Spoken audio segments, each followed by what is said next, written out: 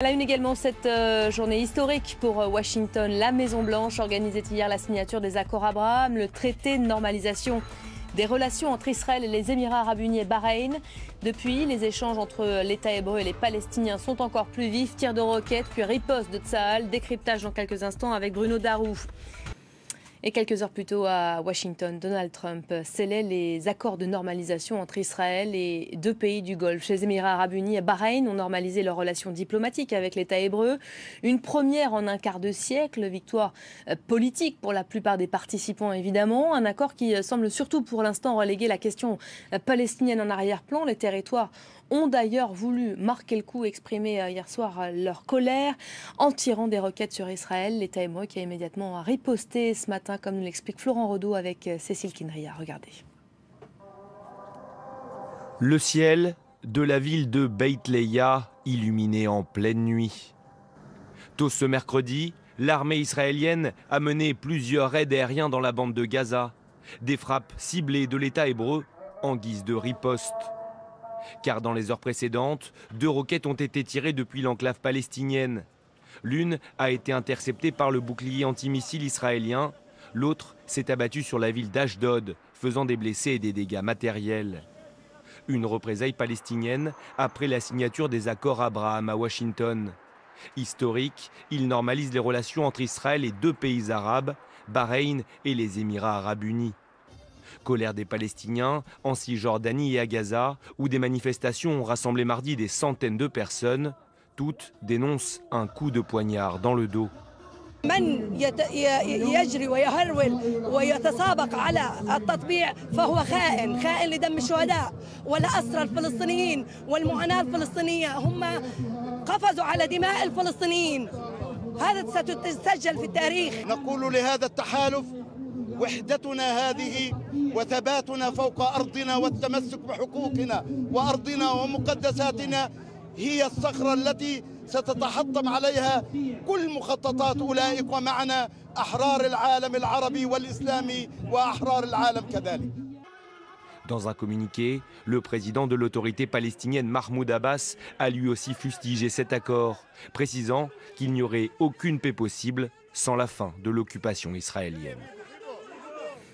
Et quoi qu'il se passe sur le terrain, pour Benyamin Netanyahou, cet accord reste une victoire politique. Sa victoire politique, ce rapprochement de l'État hébreu avec 2 pays du Golfe, s'est fait sur la base d'un point commun, la crainte de l'Iran, les Iraniens qui ne sont pas seuls dans le viseur. Bruno Darou, bonjour.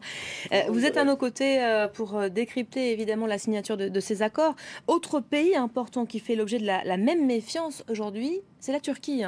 Oui, alors on en parle moins. Alors bien sûr, la crainte essentielle, vous l'avez dit, concernait l'Iran et de ce point de vue, Israël et les 2 pays du Golfe qui viennent donc de normaliser leurs relations avec Tel Aviv avaient un intérêt commun, c'était contrer l'expansionnisme iranien dans la région, en Syrie, au Liban notamment. Mais effectivement, il y a un autre pays dont on parle moins, cette autre puissance régionale qui prend un peu trop d'importance aux yeux d'Israël et des pays sunnites du Golfe. Eh bien, c'est la Turquie. Donc là aussi, si vous voulez, un ennemi commun, des motivations différentes. Pour Israël, M. Erdogan intervient beaucoup trop dans les affaires régionales et notamment syriennes. Et pour les Émiratis, eh bien, il est trop lié avec les frères musulmans, une véritable bête noire, notamment pour les Émiratis. Alors Donald Trump affirme que d'autres pays arabes, y compris les gros, ce sont ces mots à lui, pourraient aussi normaliser leurs relations avec Israël. Est-ce que l'Arabie saoudite pourrait en faire partie? Alors évidemment, c'est la grosse question, puisque c'est la grande puissance régionale sunnite, toute proche géographiquement évidemment des pays du Golfe. Alors certains signaux semblent aller dans ce sens. Par exemple, il y a beaucoup de prêches en ce moment en Arabie Saoudite qui ont changé de ton envers Israël. Un grand imam saoudien, par exemple, récemment, qui avait jusque-là l'habitude de prédire l'extinction de l'État hébreu, explique maintenant que le prophète Mahomet s'entendait très bien avec ses voisins juifs. Vous voyez, c'est un signal. Autre signal, l'Arabie Saoudite va permettre à l'aviation civile israélienne de survoler son espace aérien. Donc oui, on n'y pense à rien, mais attention quand même Elisabeth, il y a une donne politique interne qui est un peu compliquée. Le vieux roi Salman, en fait, hésite à défaire ce qui a été fait par son prédécesseur en 2002, la fameuse initiative de paix qui conditionnait la reconnaissance d'Israël à la création d'un État palestinien, alors que son fils, le bouillonnant MBS, lui, serait prêt à franchir le Rubicon. Au final, vous l'avez dit, c'est Benyamin Netanyahou qui est le grand gagnant à court terme. Il peut se prévaloir d'une victoire diplomatique qui n'avait pas été vue depuis 26 ans, et cela sans véritable contrepartie.